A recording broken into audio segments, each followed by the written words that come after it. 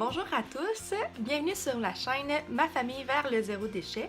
Je me présente, je m'appelle Janie, mon conjoint et moi, on a ensemble 3 filles, on est une famille de 5. Puis ce que je vais faire, c'est que dans mes vidéos, ce que je veux vous montrer, c'est étape par étape comment qu'on est arrivé au zéro déchet.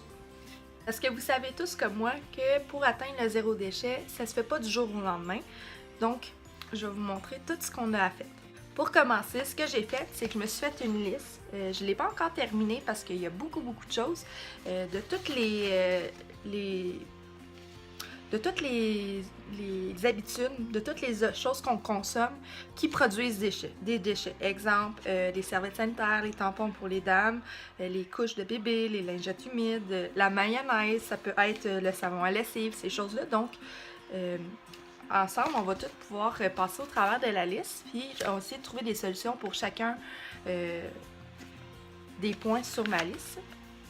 Ce qui a fait que j'ai décidé d'atteindre le zéro déchet, en fait, ça fait vraiment longtemps que je composte, que je mets les bons déchets dans les bons bacs, c'est-à-dire les vidanges et le recyclage. Je recycle énormément, mais je me rends compte que je mettais beaucoup de choses dans mon bac de recyclage, que je devais souvent vider mon recyclage.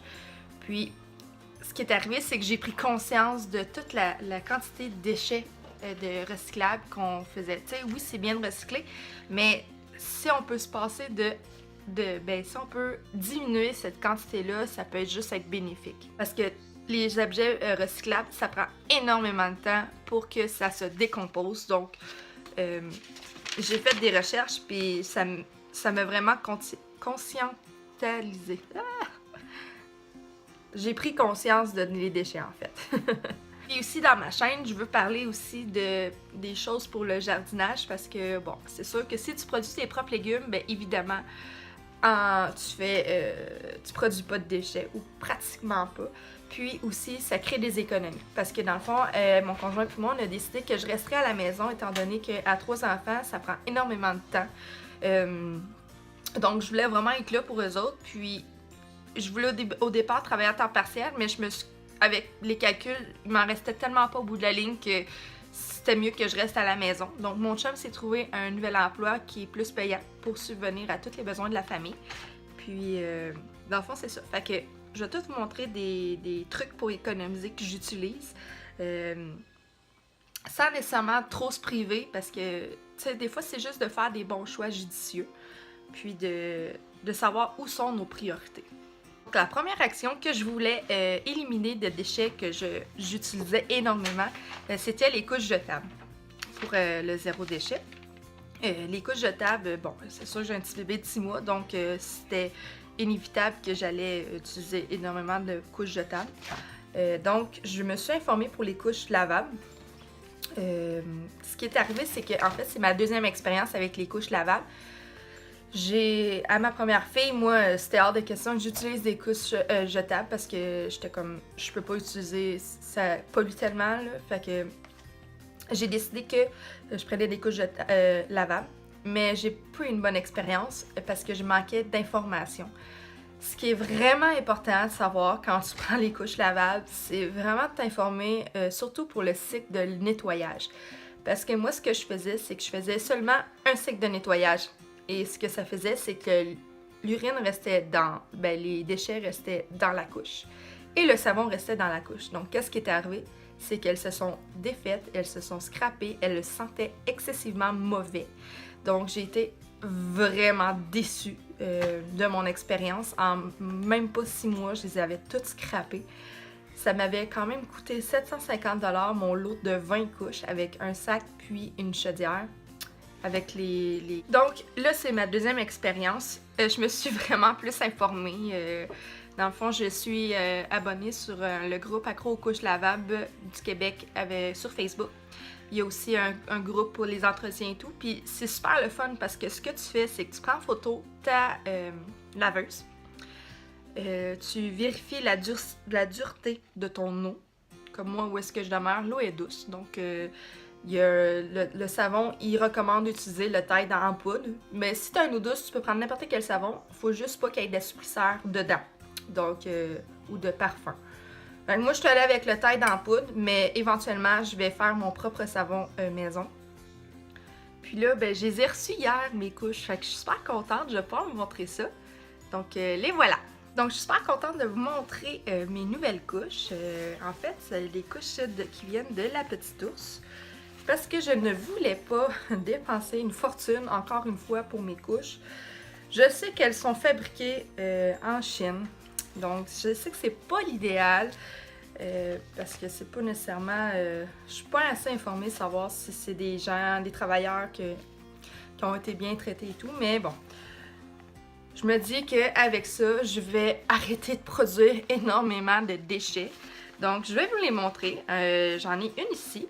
Dans le fond, sur le site de La Petite Ours, on peut commander un lot de départ. Et c'est vraiment abordable. Dans le fond, c'est 20 couches. Avec chacune des couches vient avec des inserts, comme ça. Sont en bambou. Il en vient 2 avec chaque couche. Donc, pour 20 couches, ça coûte 275 $ avant taxe. Ce qui est vraiment pas trop dispendieux.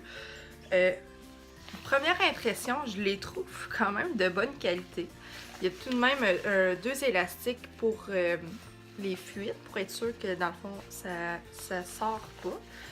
Ensuite de ça, il y a 2 entrées pour les couches, donc chaque barre. Donc, techniquement, quand les couches sont souillées, qu'on les met à la machine à laver, les inserts sont supposés de sortir toutes seules.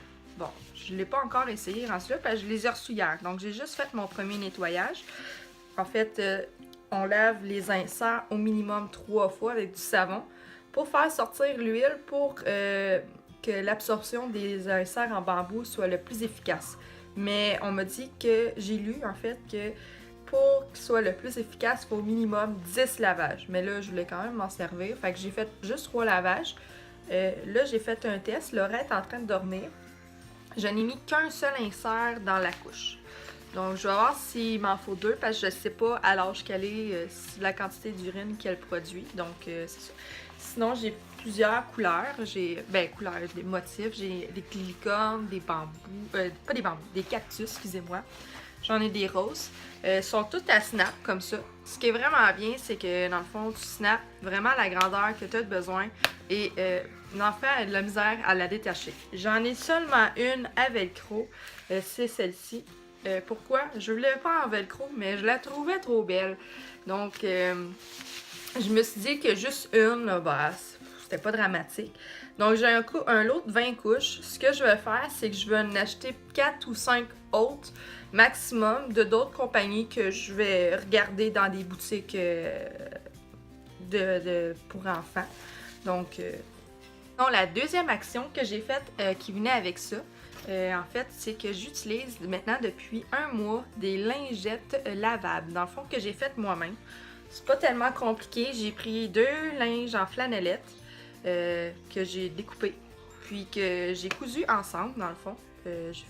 J'ai une machine à coudre, je sais coudre un petit peu, donc c'est super pratique.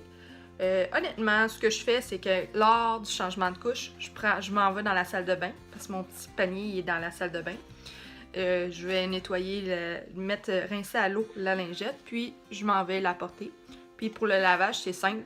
Je les mets dans la poubelle avec les couches souillées. Mais là, vu que j'avais pas mes couches lavables encore, ce que je faisais, c'est que je le mettais directement dans la machine à laver. Pour ça que je faisais une brassée, ben, je les lavais avec ça. C'était pas assez sale pour pas les laver avec mon linge de tous les jours. Donc voilà ce qui complète la première vidéo. Si vous avez bien aimé, n'hésitez pas à liker ou à vous abonner. Ça va me faire super plaisir de répondre à toutes vos questions. Si vous avez des suggestions, des idées de qu'est-ce que vous aimeriez que je aborde avec vous, n'hésitez pas non plus. Donc je vous souhaite une excellente journée. Puis je vais vous mettre aussi en lien dans la barre descriptive le lien du site de La Petite Ours. Donc si ça vous intéresse, ben n'hésitez pas à aller visiter le site. Donc sur ça, je vous souhaite une belle journée. Au revoir!